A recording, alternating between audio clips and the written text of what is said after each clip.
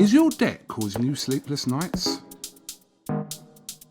Knock your debt out with Debt KO. And your debt won't be the only thing keeping you up at night. Debt KO, free impartial advice on all your debt.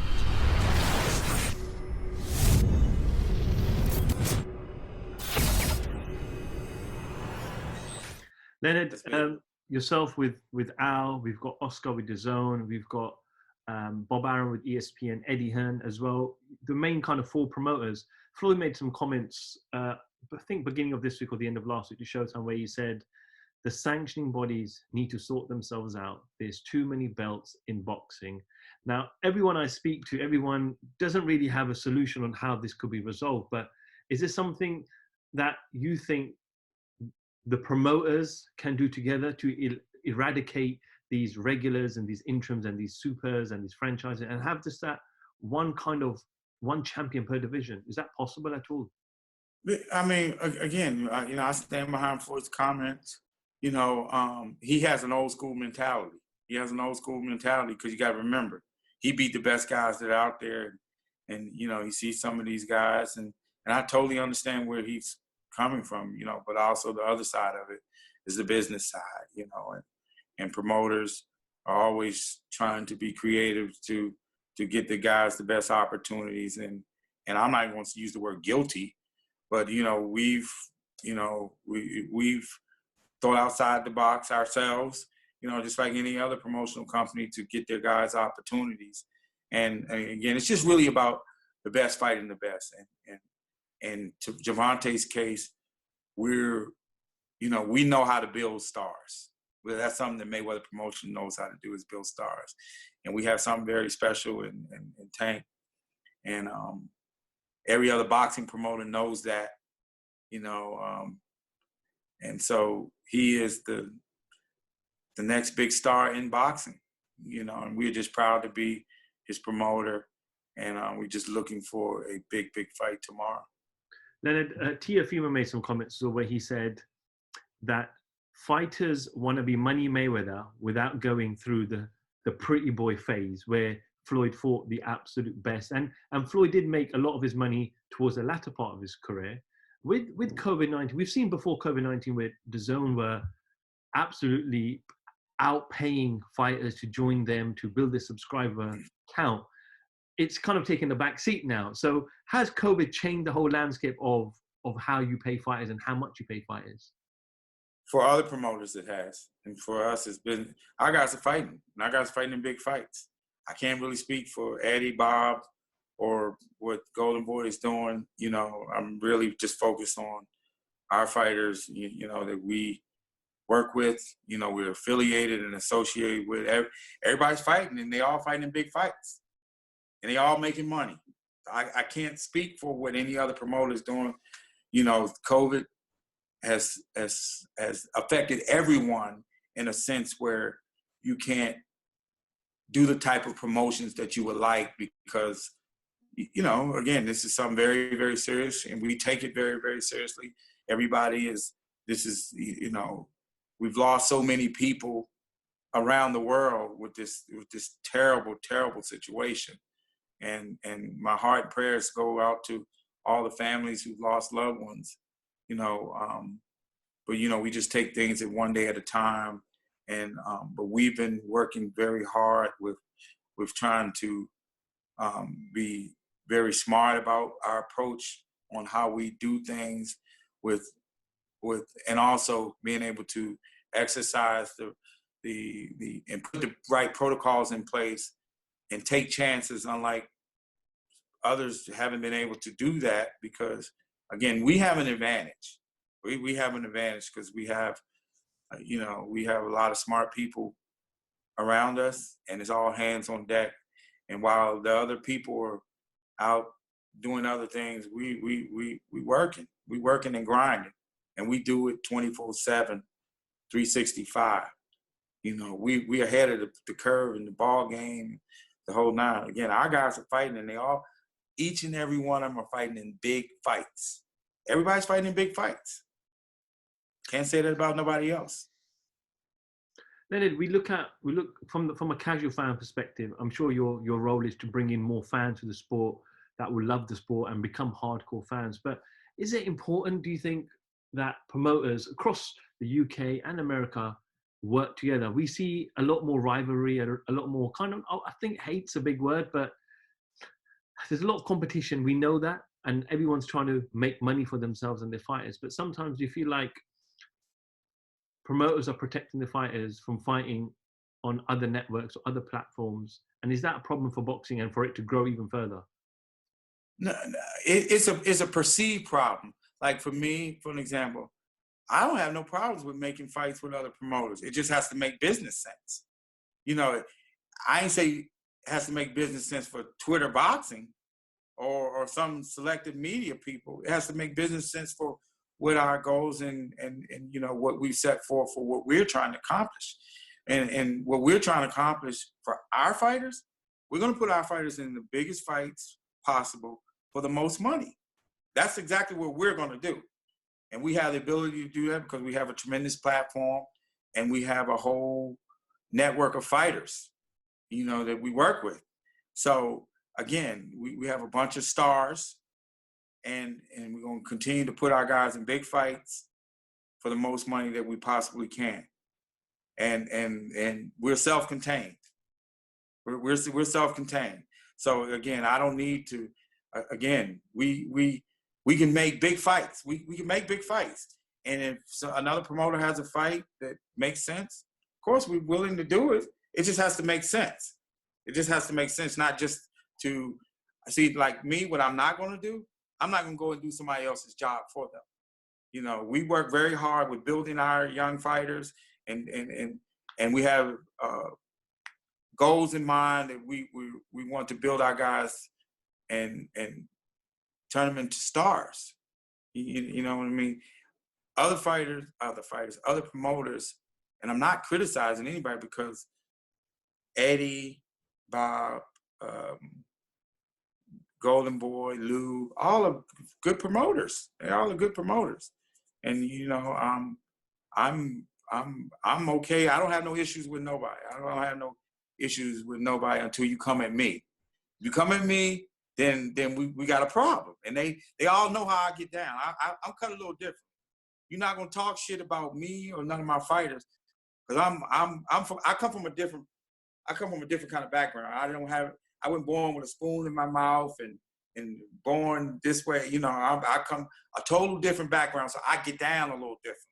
You know what I mean? So again, I don't have any issues with dealing with any promoter. There's not one that I have any issues with, but I'm not going to tolerate any disrespect on any level, because I'm going to try to treat my best to try to treat everybody respectful, you know, and sometimes that's how things, you know, part of the problem, it be these promoters.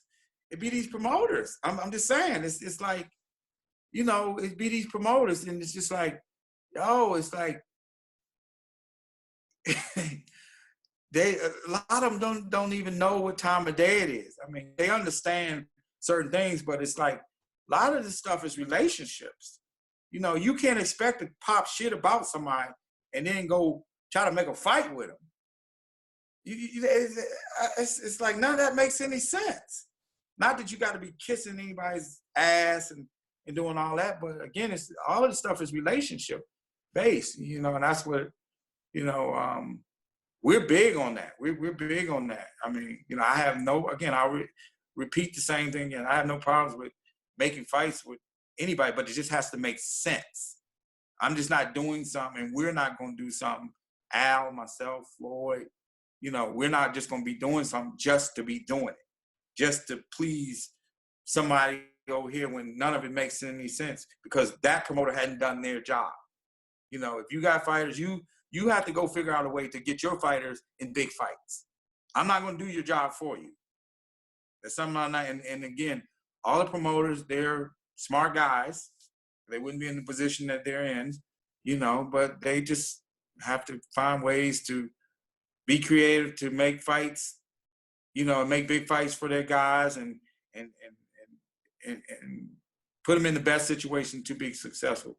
But I repeat, and you notice I'm saying the same thing over and over again. I'm not going to go do somebody else's job for them. That's not going to happen. Let me ask you the favorite 3-letter word, pay-per-view.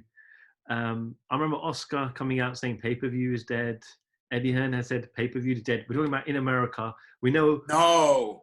Oh, You yes. mean the commercials? You mean the commercials that they were running and the whole nine trying to shit on somebody else's stuff? Oh, okay. Go ahead. I'm sorry. We obviously know that Canelo's got some big issues right now with Dazn and these the money that he was offered. Obviously, Dazn can't afford it anymore because of the COVID-19, and there's no gate to Canelo's fight. So there's a lot of money lost out now. Is pay-per-view dead? We're fighting a pay-per-view fight tomorrow night, and we got the youngest, biggest rising star in the entire sport, who is the only young fighter and one of the biggest attractions in the entire sport at 25 years old. And I'm glad that's a great question you brought that up. When you look around at the young fighters that are out there, and we'll just say all the fighters, not just the young fighters, you know, especially, and we're talking about in the U.S., you know, you got Earl Spence, you got Wilder, you got Tank Davis, you got Canelo. Who else? I mean, you know, guys that are, that put asses in the seats. You know, the kid Ramirez, he does really good too. In Fresno, shout out to my boy Rick. But when you look around, these are the only guys that have the ability to. I ain't gonna say ability. I think that's not a word. But who's proven to be ticket sellers, and that goes a long way with building to become a star. You know, you don't become a star overnight because you win a quote unquote, you win a big fight. Okay, and I use this as an example. You know, some of the knock on Tank has been that, oh, he ain't fought nobody. But Raz, let me tell you something. He was a young guy. He's still young, but he was 21, 22 when we came over to UK and we fought at Coble Hall. Did you see any open seats over there? When we went to LA, Mares fell out. No tickets were returned. They came out, all the Mexicans came out. They came out. You know what I'm saying? You go to Barclays. Brothers and sisters came out. Come on down the road to Baltimore. They came out. You go to Atlanta. So all these are different marketplaces that I'm talking about. But yet, some of the critics have said, well, he ain't fought nobody. How does he have the ability to put asses in the seats in these different marketplaces? How does that happen? Because he's the most exciting fighter in the entire sport. We know what we're doing. You know, he's going to be a global superstar. He's going to be the biggest star in the entire sport very, very soon. Bigger than anybody. Anybody. And again, because we know what we're doing. We did the same thing with Floyd Mayweather. You know what we're doing. You know, again, no knock on none of these other promoters.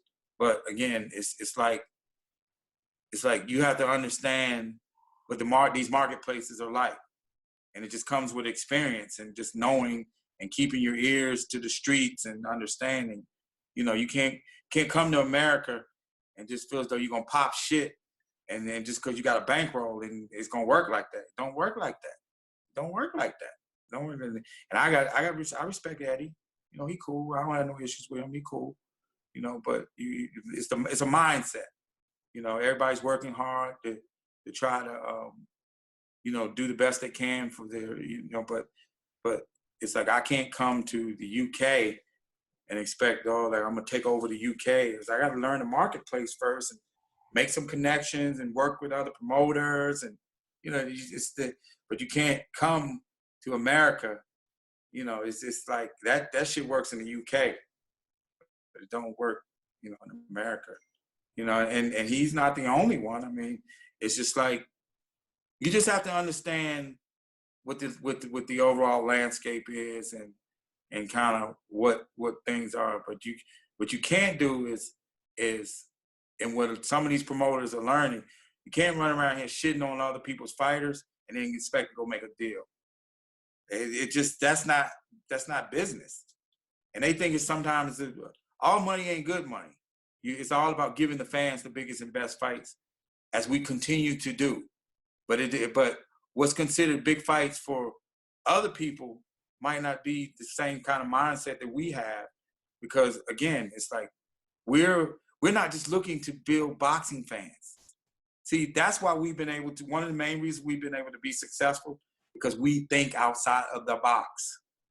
We don't think like the traditional promoter. We want to, but the diehard boxing fans are critical to the development and of young fighters, and understanding and building them, and having this close relationship where you understand the fighters.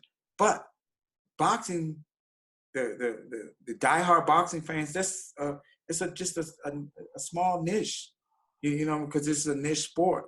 It's like, so when you look and you're looking to have a tremendous amount of success, you have to think outside the box. And that's when you have to be creative to continue to grow the sport with casual fans. And that's something Tank has been able to do. He has a connection to this younger generation. So when you look around at his fights, I'm looking at young people from like 18 to 40, and then that's just that group of people. But then when you look at the celebrities already that are gravitating towards him, they're coming to his events, they're just so excited because he has a very entertaining and exciting style. And this is all about entertainment. And he has the ability to have a connection, and because he's in the right situation. And I give Floyd a lot of credit for that part, because Floyd has been an established global superstar, and he just the protege, and Floyd is grooming him, and we making moves, just making the right moves. And again, is that I wish each and every other promoter nothing but continued success, and it ain't nothing but love on this end, and I see, because I'm not a hater. That's something that I'm not. I don't spend my time worrying about what other promoters are doing or sitting around criticizing them, because that's time that I could be using to do something to help grow my own fighters instead of worrying about what somebody else is doing. You know what I'm saying? Then you are an astute businessman, but you're a human as well, and we all have feelings. But I remember when Oscar was popping it at you, pay-per-view's dead, it's all about Dazn, subscription. Eddie as well, subscription. You have come out in the past and said, you're not going to let your main fighters go on a platform that's an app. So has it made you? Sorry, not cutting you off, but I have to cut you off. Why in the hell would I put my fighter on an app that nobody's watching? I'm trying to develop and grow my fighter to build them into the ultimate goal is to have an unlimited ceiling. And again, there's no knock on Eddie and what they've done with Dazn. Wish them the best of everything. But all I'm just saying is that my fighter wasn't fighting on no damn app. Why would I cap my fighter out when he has the opportunity? I know that he's a young superstar on the rise, and he has an ability to go out and put asses in the seat, and he has an unlimited ceiling. As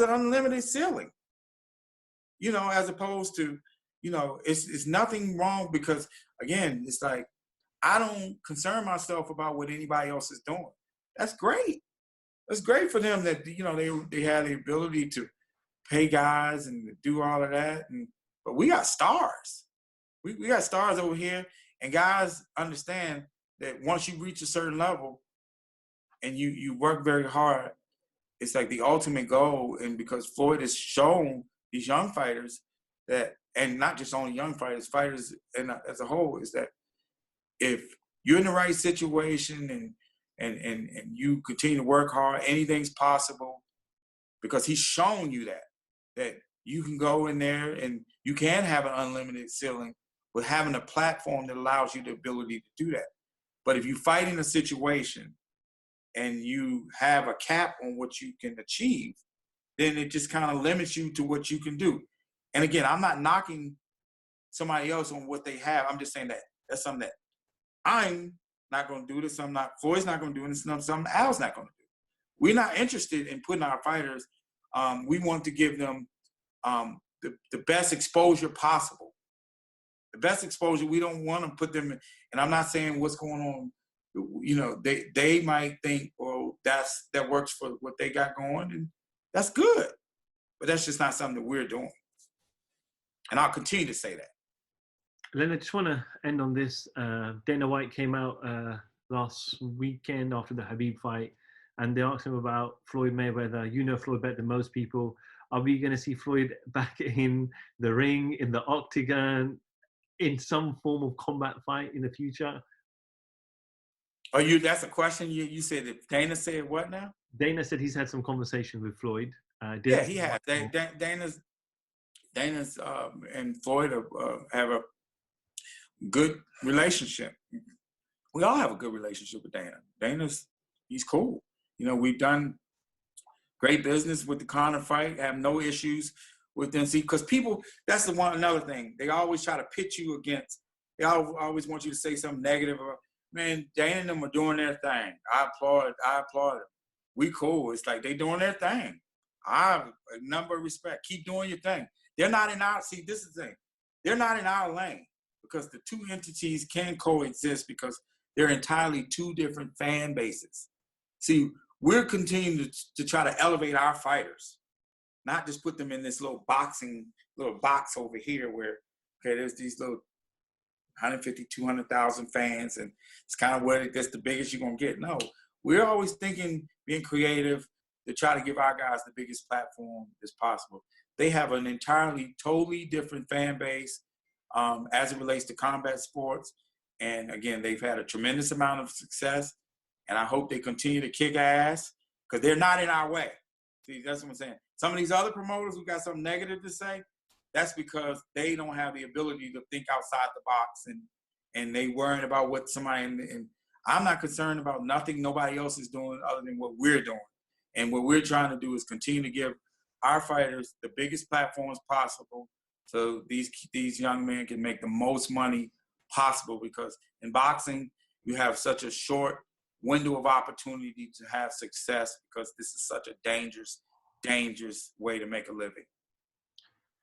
Okay, Leonard, I appreciate you giving me, I think we've gone on over 30 minutes, but when you conversation flows, time flies. Yeah, all good. And again, I want to thank all the UK fans for their continued support. You know, over the years, we want to tell them to enjoy this wonderful fight we have tomorrow night. And again, tell the fans to thank Floyd, you know, and again, Tank's going to be coming to the UK very, very soon. Much respect. Leonard Ellerbe for IFL TV. Thank you very much. Okay, my guy. Is your debt causing you sleepless nights? Knock your debt out with Debt KO. And your debt won't be the only thing keeping you up at night. Debt KO, free, impartial advice on all your debt.